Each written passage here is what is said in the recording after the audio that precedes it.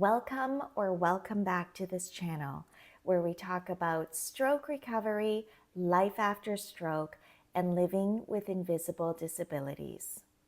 A year and a half ago in 2023, my husband Joshua suffered a massive ischemic stroke. That was our first medical emergency. 2 months ago, in mid-February, he suffered his first seizure, and that was his second medical emergency. Now, you would think that by the second time around, we would be stronger, tougher, more resilient to overcome this season. But no, because when you have trauma upon trauma, it makes it that much more difficult to process and to make sense of everything and to come out the other side. So needless to say, the past couple of months have been extremely difficult for all of us. But the video that you just saw, the introductory video, that just happened yesterday. And I know it seems like, just a walk in the park or a day at the playground, but that was so significant because it was the first time in many, many weeks that I had the energy or the bandwidth or even the desire to go out and enjoy some fresh air and to just have some fun with my family.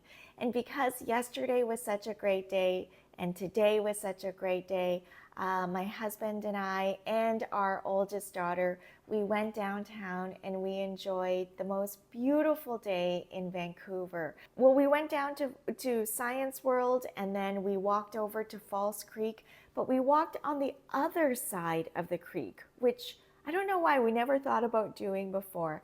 And then from there, we walked all the way to Granville Island and we just, I packed some kimbap from home and we just had a wonderful picnic, lots of talking and laughing and sharing and just enjoying this beautiful day. And from there, we walked about 30-40 minutes. I realized that we were in the neighborhood of Vancouver General Hospital. Now, this is the hospital where my husband was rushed to from the emergency room at Langley Hospital. So from Langley Hospital, they rushed him down to VGH. He was taken in to get a thrombectomy to remove the clot in his brain. And so that's where our story began, all at VGH.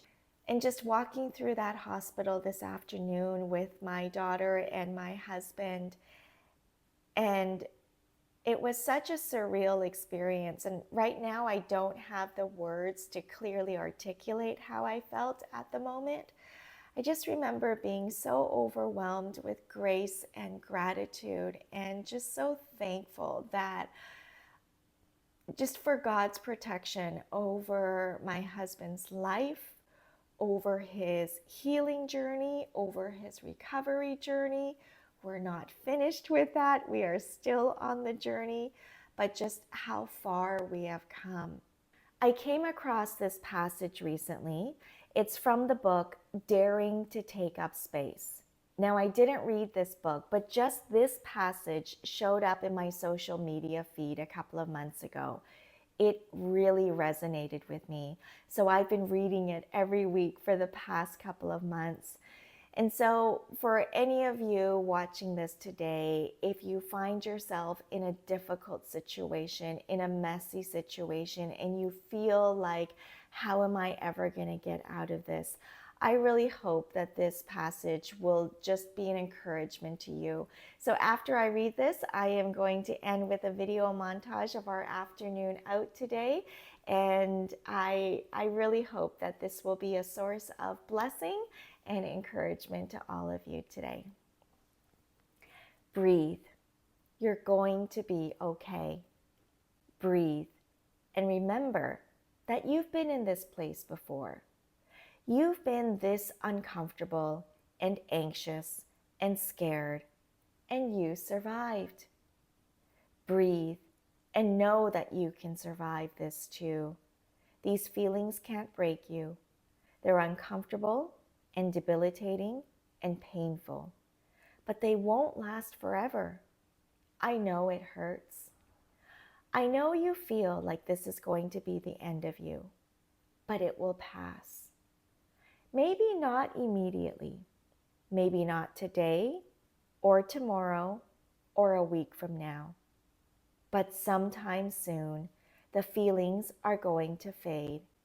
And when they do, you'll look back and laugh for doubting your resilience, for being so convinced that something so fleeting would last forever.